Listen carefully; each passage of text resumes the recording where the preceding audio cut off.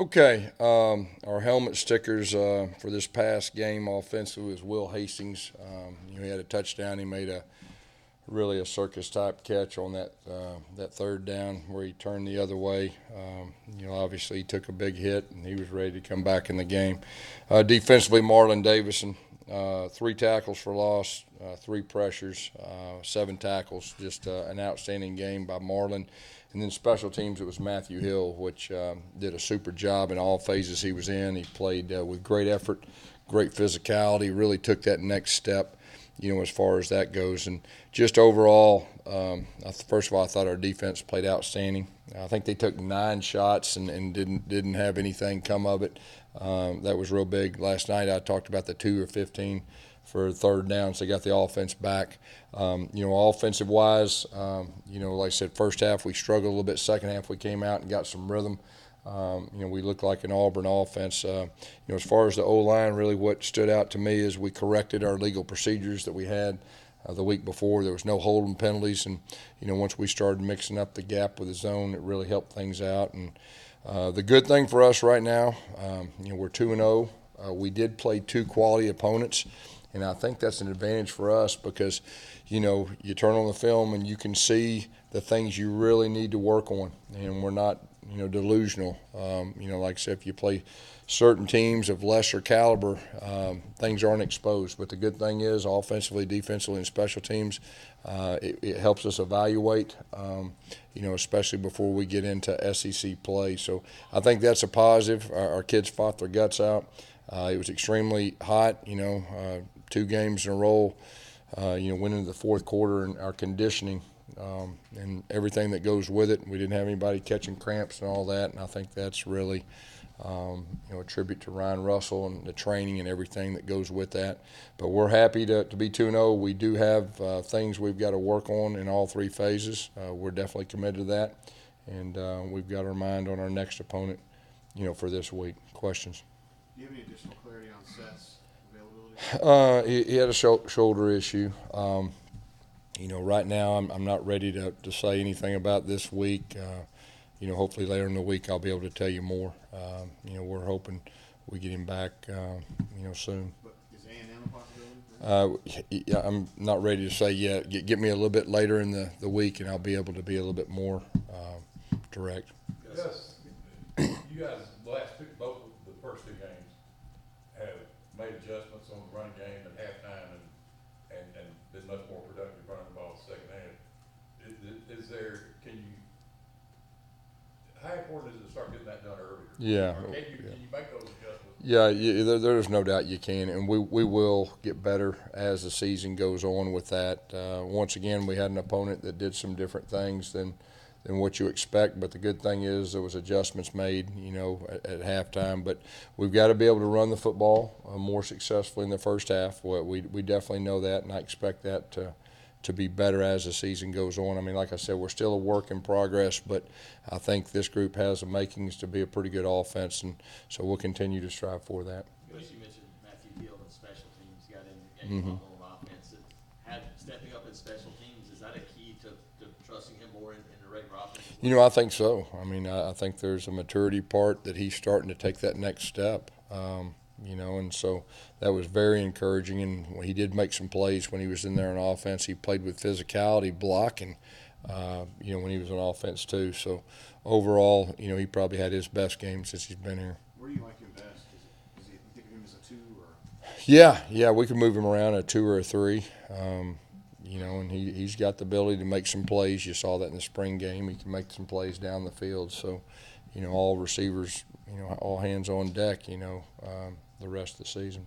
Is your graduate transfer receiver, Zach, making any progress? Yeah, he is.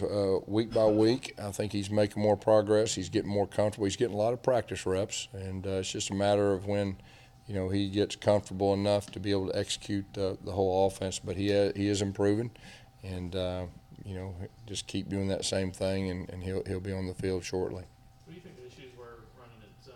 I know you guys did a lot more gap stuff, like you said in the second. Yeah. But zone, what do you think the issues were? Well, I mean, there's a couple different times. Sometimes we got, a certain position got beat. They blitzed correctly. Gave us 2 hard looks But that was really the main thing. And then the big thing for me is we never got really into pace but about 2 times in the first half. You know, a lot of times that's when we're at our best. We stay on track and everything that goes with that. How frustrating was it with the clock malfunction in the first half? Two games in a row. You know, we have a positive play on first down, and we're ready to pace in second down, and something happens. I mean, that was a little bit different. So hopefully we can get that corrected. How good was it for Will to get back in the end zone? I know that's his first time, I think, since the UCF game in 17, but just making that play to spin move and get in the end zone. Yeah, he made a really good catch, and then you're exactly right. He made a guy miss, and he spun in the end zone. I thought it was a big-time play. And like I said earlier, the catch he made, that, you know, we really felt like we had a chance for a huge play, and our quarterback got a little pressure, and he had to throw it early, and he just flipped his head around. It was really unbelievable too. So, you know, when he's on the field, you know, he's a guy that can get open. That's probably the best way to put it.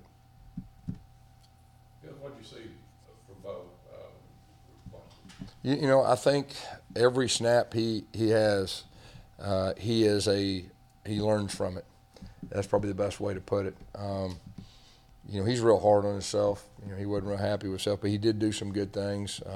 The thing that I really like is, you know, he can extend some plays, and he made some really good throwaways on some downs that could have been negative plays, and he's got a gift of getting out of trouble and throwing the ball away. So I think it's just a matter of him just being more comfortable as we go, and you know, I expect him to do that. Do you find yourself having to reinforce him to move up into the pocket rather than flee to the side? Yeah, at times. There was a couple times he stepped up. A couple times he got pressure he had to. So I think it's just a matter of, you know, just getting used to everything and getting used to playing college football against talented defenses and everything that goes with that. But like I said, he's a quick learner, and usually if you tell him, hey, let's make sure we do this the next time, and he catches on really quick and everything that goes with that. I think there's 2 weeks now you're last in the FBS in punt coverage. Just how do you pinpoint what you Yeah, well, one thing is we got to get our height matched up with our distance. Okay, that's the first thing from our punter. You know, we had the one breakdown. They came after our punt, and we missed about 2 tackles, and the guy split it. So, but really, it really starts with our height equaling the distance, and we'll work extremely hard, you know, on that. When you look at the offensive line play these first 2 games, and obviously you guys played better in the second half. You are what you are, considering there are 5 seniors, or is there things you guys can do to improve? Yeah, you know, of course, we played 2 quality opponents. There's not very many teams around the country that can say that, and I thought our offensive line did good things in both games.